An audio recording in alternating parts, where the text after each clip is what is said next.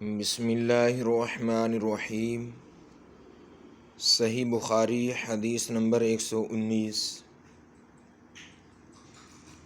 حضرت ابو ہریرہ رضی اللہ تعالی عنہ روایت فرماتے ہیں، میں نے عرض کی یا رسول اللہ صلی اللہ علیہ وآلہ وسلم، میں آپ صلی اللہ علیہ وآلہ وسلم سے بہت باتیں سنتا ہوں مگر بھول جاتا ہوں۔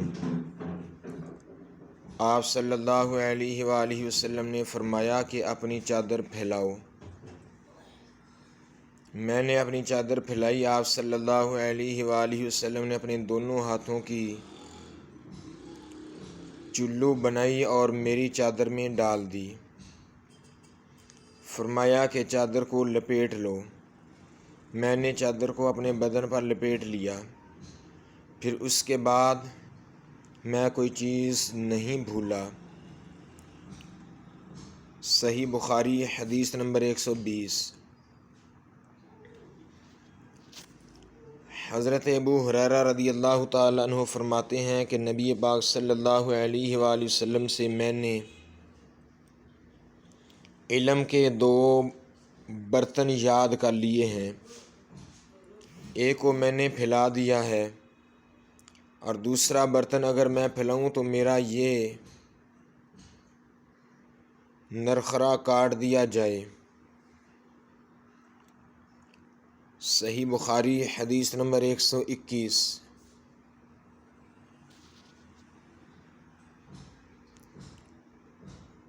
نبی کریم صلی اللہ علیہ وآلہ وسلم سے حضرت جریر رضی اللہ تعالی عنہ نقل فرماتے ہیں کہ حجۃ الوداع میں فرمایا کہ لوگوں کو بالکل خاموش کر دو تاکہ وہ خوب سن لیں۔ پھر فرمایا لوگوں میرے بعد پھر کافر مت بن جانا کہ ایک دوسرے کی گردن مارنے لگو۔ صحیح بخاری حدیث نمبر 122۔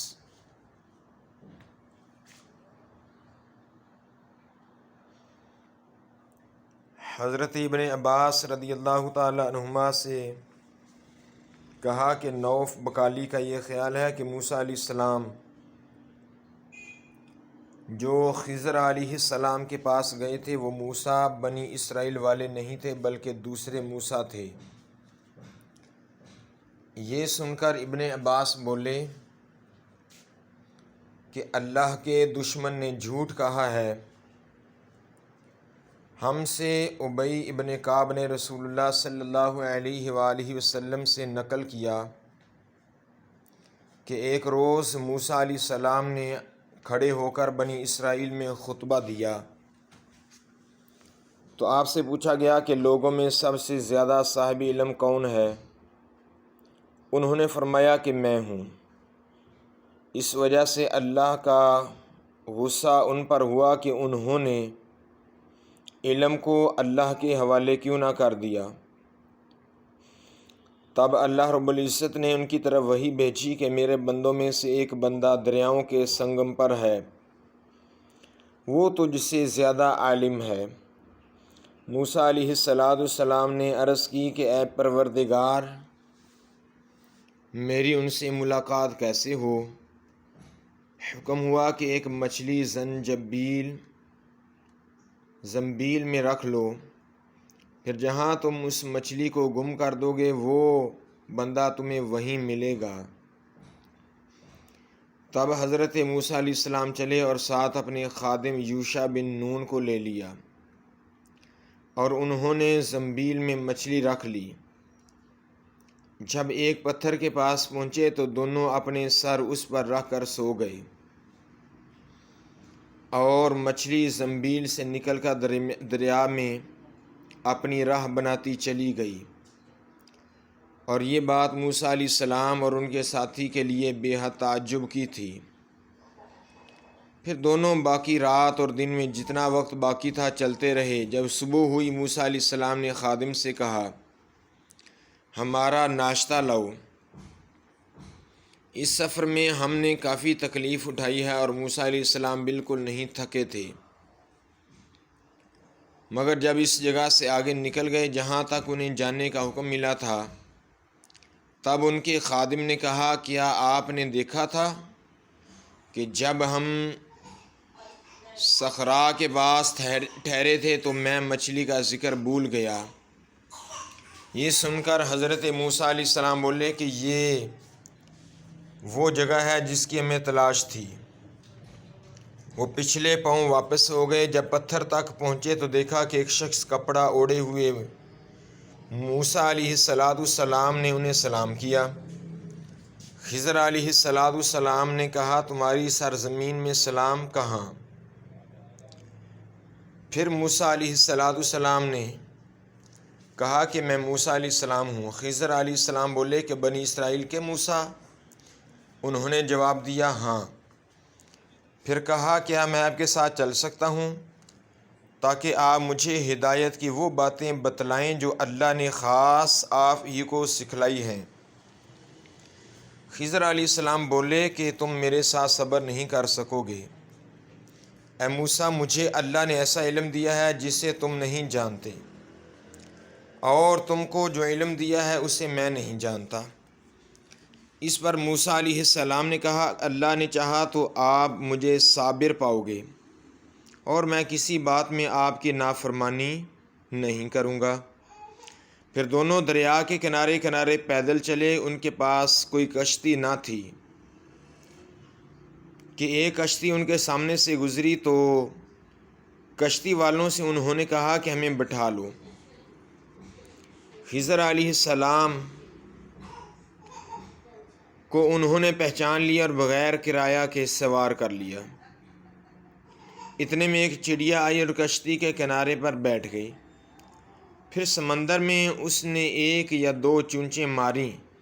اسے دیکھ کر خضر علیہ السلام بولے کہ اے موسیٰ، میرے اور تمہارے علم نے اللہ کے علم میں سے اتنا ہی کم کیا ہوگا جتنا اس چڑیا نے سمندر کے پانی سے کم کیا۔ پھر حضرت خضر علیہ السلام نے کشتی کے تختوں میں سے ایک تختہ نکال ڈالا۔ موسیٰ علیہ السلام نے کہا کہ ان لوگوں نے تو ہمیں کرایہ لیے بغیر مفت میں سوار کیا، اور آپ نے ان کی کشتی جو لکڑی کی ہے اس کو اکھاڑ کر عیبناک کر دیا، یہ ڈوب جائیں گے۔ خضر علیہ السلام بولے، کیا میں نے نہیں کہا تھا کہ تم میرے ساتھ صبر نہیں کر سکو گے؟ اس پر موسیٰ علیہ السلام نے جواب دیا کہ بھول کر میری گرفت نہ کرو۔ موسیٰ علیہ السلام نے بھول کر یہ پہلا اعتراض کیا تھا۔ پھر دونوں چلے۔ کشتی سے اتر کر ایک لڑکا بچوں کے ساتھ کھیل رہا تھا۔ خضر علیہ السلام نے اوپر سے اس کا سر پکڑ کر ہاتھ سے اسے الگ کر دیا۔ موسیٰ علیہ السلام بول پڑے کہ آپ نے ایک بے گناہ بچے کو بغیر کسی جانی حق کے مار ڈالا۔ خضر علیہ السلام بولے کہ میں نے تم سے نہیں کہا تھا کہ تم میرے ساتھ صبر نہیں کر سکو گے؟ پھر دونوں چلتے رہے حتیٰ کہ ایک گاؤں والوں کے پاس آئے۔ ان سے کھانا لینا چاہا، انہوں نے کھانا کھلانے سے انکار کر دیا۔ انہوں نے وہیں دیکھا کہ ایک دیوار اسی گاؤں کے گرنے کے قریب تھی۔ خضر علیہ السلام نے اپنے ہاتھ کے اشارے سے اسے سیدھا کر دیا۔ جب خضر علیہ السلام نے اسے سیدھا کیا تو موسیٰ علیہ السلام بول اٹھے کہ اگر آپ چاہتے تو گاؤں والوں سے اس کام کی مزدوری لے سکتے تھے۔ خضر علیہ السلام نے کہا، بس اب ہم اور تم میں جدائی کا وقت آ گیا۔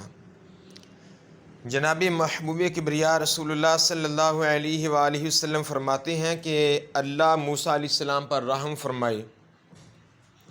ہماری تمنا تھی کہ موسیٰ علیہ السلام کچھ دیر اور صبر کرتے تو مزید واقعات ان دونوں کے بیان کیے جاتے اور ہمارے سامنے روشنی میں آتے، مگر موسیٰ علیہ السلام کی عجلت نے اس علم لدنی کے سلسلہ کو جلد ہی منقطع کر دیا۔ صحیح بخاری حدیث نمبر 123۔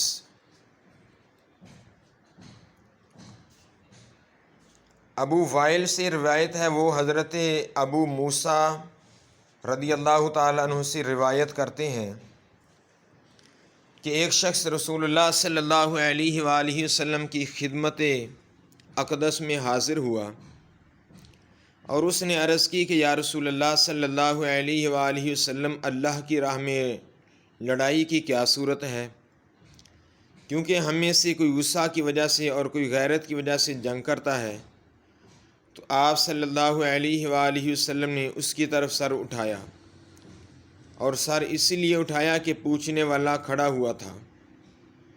پھر آپ صلی اللہ علیہ وآلہ وسلم نے فرمایا، جو اللہ کے کلموں کو سر بلند کرنے کے لیے لڑے وہ اللہ کی راہ میں لڑتا ہے۔